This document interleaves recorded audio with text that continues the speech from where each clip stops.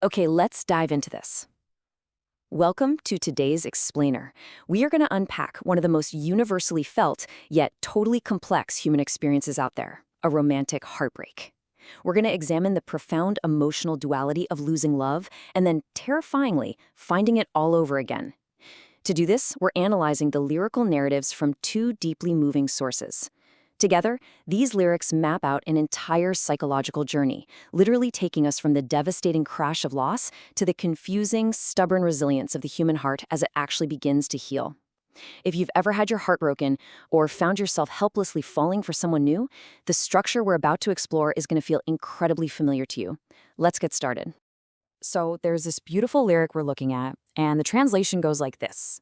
My home was in your smile, my journey was in your arms, now it is just a lonely city. I want you to take a second and just let the gravity of that quote sink in.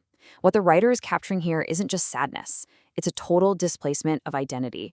I mean, your concept of home and journey, the two biggest anchors of human existence, were entirely tied to another person. When they leave, the physical world around you doesn't just disappear, but it instantly transforms into an empty, desolate space. It's this sudden, devastating transition from profound love and security to utter, chilling isolation. Section 1. The Broken Heart. Let's look at the immediate aftermath.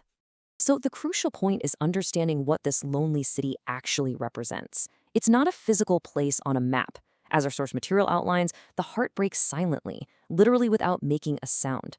Life goes on, right? People go to work, the sun comes up, but internally, the person is completely alienated from their own life. Their world has basically stopped, creating this psychological state where they feel completely desolate and isolated inside. It's like being entirely disconnected from the bustling reality happening right in front of them. Section 2, Memories and Loneliness. This is the daily grind of grief. These actions described in the text are just so universally human. It talks about writing the person's name in the middle of the night, literally learning about yourself through crying, and, that modern heartbreak ritual of secretly looking at their photos, pretending that maybe they're calling out to you. But the absolute most desperate action is that last one, the hope that a single text message, just a simple, "How are you?" could magically swoop in and save your entire world. It's the desperate hope of clinging to the past, relying on these tiny, painful little actions just to keep the memory alive. And all that desperation leads to this staggering thought. The translation here is, if you come back, I will learn to live again. I will sew the pieces of this broken heart in your arms. This highlights the ultimate cruel paradox of grief. Think about it. The person is sitting there with a shattered heart, yet the only perceived cure for that agonizing pain is the exact same person who caused it. They want to sew the pieces back together, but only in the arms of the one who broke them. It's tragic, it's beautiful, and it's a completely illogical state of mind. Moving on to Section 3, Fear of Love and the Lingering Trauma. Now, what's really interesting about this is how a single line perfectly encapsulates the core trauma response, I am afraid of love after you. The emotional injury here is so deep that the brain essentially builds a massive fortress. It's no longer just about missing their ex. It's that the very concept of love has become terrifying.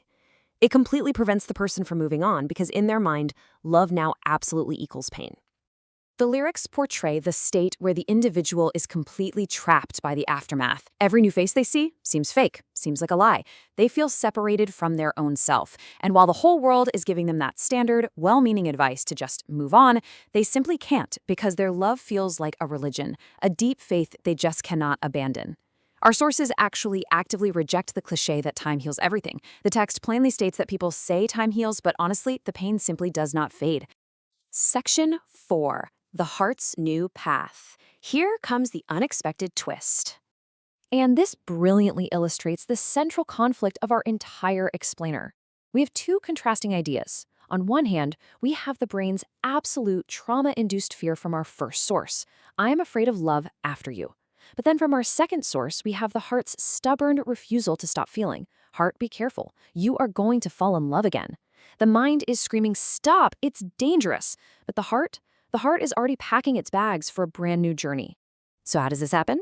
Well, the text points to a very specific trigger, a profound, unexpected peace.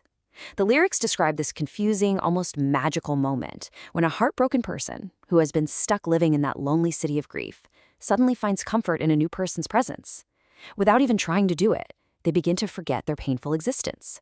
That heavy, heavy burden lifts, even if just for a moment. It's a total game changer.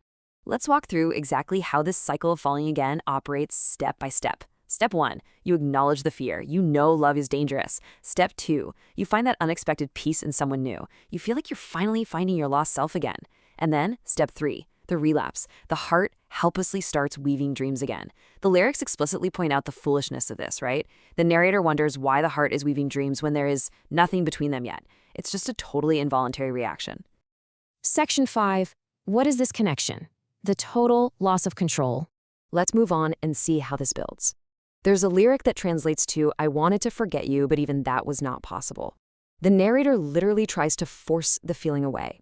They try to forget this new presence because they clearly remember the pain of the past. But they realize it's completely impossible. It is such an incredibly vulnerable realization that your heart is acting entirely on its own accord. You are merely a passenger to your own emotions at this point. To summarize, let's look at this timeline of healing and relapse. It proves that the journey of a broken heart is rarely a straight line. In the past, they were trapped, lost in grief and crying over memories.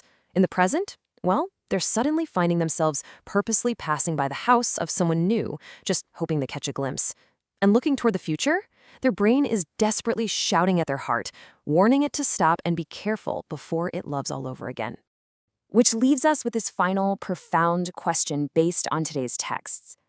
Does this cycle ever really stop? Can a broken heart ever truly build a wall high enough to be completely safe from love? Or is the human heart just designed to be beautifully, relentlessly foolish? I want you to reflect on your own experiences with the lonely city and those unexpected moments of peace that eventually brought you out of it. Thanks so much for joining me on today's Explainer, and I'll see you next time.